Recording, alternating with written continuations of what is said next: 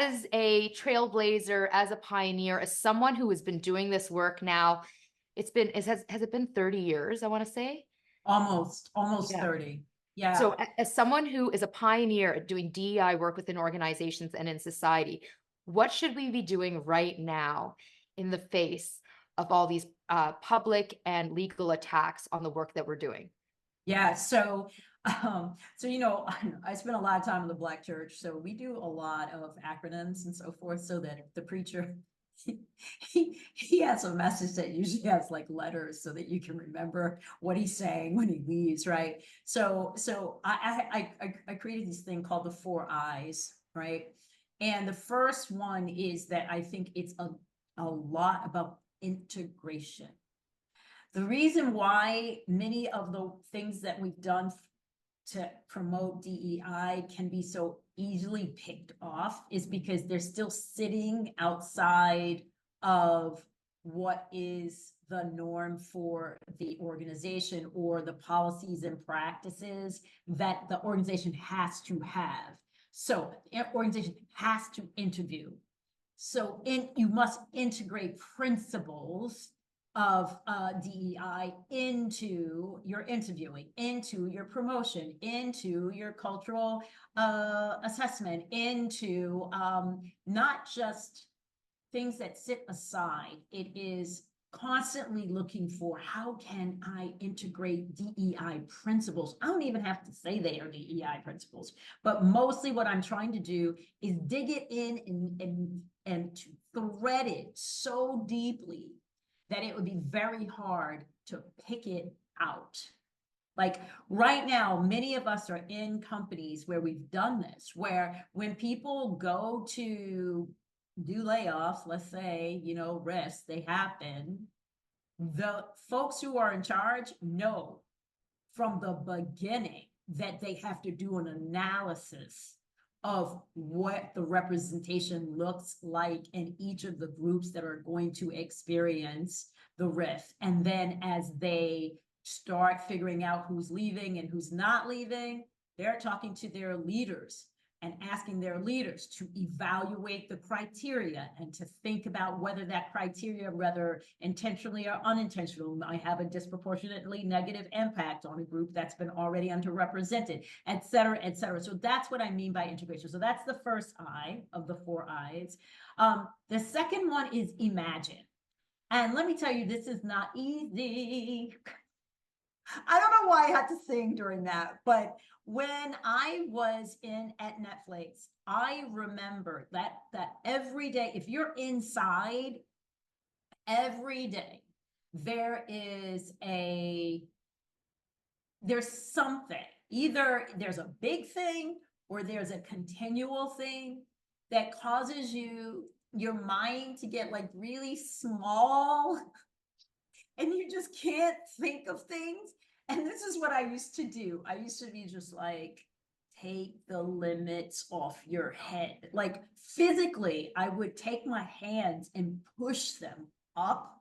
I would also spend an enormous amount of time on the weekends listening to things that gave me an imagination or a creativity or doing those things or doing meditation or doing anything that would get me unstuck.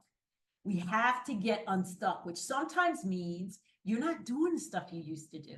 You've got to imagine new things to do. And sometimes the way you do that is you're having conversations with other people who are external. You're looking at different industries to see what they've done. You're thinking nonprofit, for-profit, NGO. You're thinking, where does the imagination come from? And you're really causing your brain to just kind of constantly work on it. So imagination is what we need. We can't always do things the way we used to.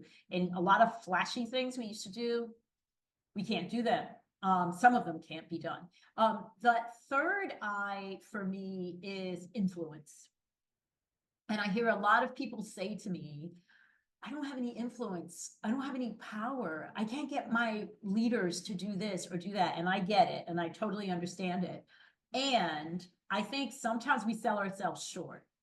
There is an art of influence. I can't teach the whole thing. I'm actually doing a conversation for Aerodye, for folks who know that, tomorrow, more about influence, but influence without authority, which is that you're taking stock of what currencies you have. What things do I have to offer? What can I actually transact? How can I actually give something for which someone can give me back what I need? So, I mean, these are really sometimes really small things. Like sometimes majority of people want to be complimented on the things they've done. Yeah.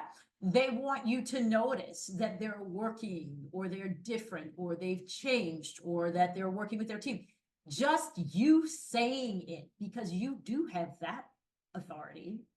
You're the person who actually helps people to recognize whether they're doing a great job, whether they're an inclusive leader, things that they did that really made you feel great.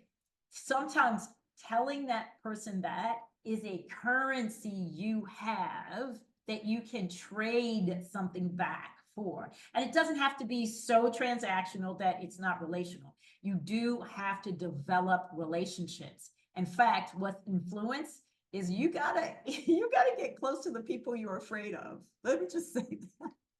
You know, those people that you are avoiding, you actually need to get close to them if you want to influence them. So that's the third eye. And then the fourth eye is really this idea for me of like really trying to recognize that progress happens in inches. You know, I just left Alabama at in Montgomery, and I went to the opening on Juneteenth of this new Black sculptural park in Freedom Park, which is unbelievable. If you haven't been there, you got to go. You got to go. And it's another Brian Stevenson imagination. He has such incredible imagination, but 300 plus years. My ancestors were pushing the freedom, pushing it, inches. And I'm sitting on this call right now, talking to you from a position of power. And it didn't happen overnight.